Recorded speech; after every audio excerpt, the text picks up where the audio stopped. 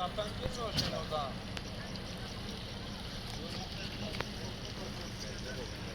Onun girişi bence o ileriden de. Girişi de.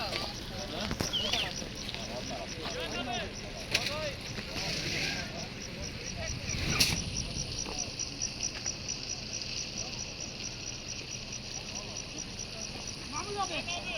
Sana bir diğer taraftan bak.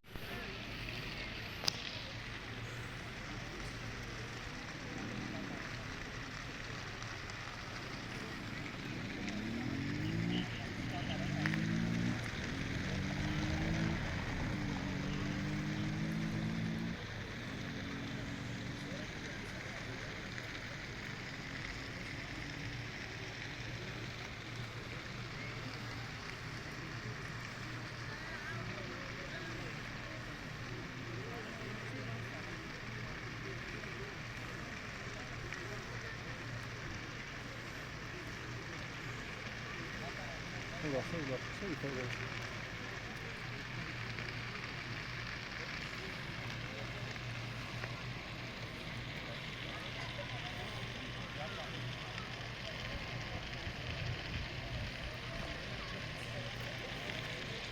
Çok yanıyor ya.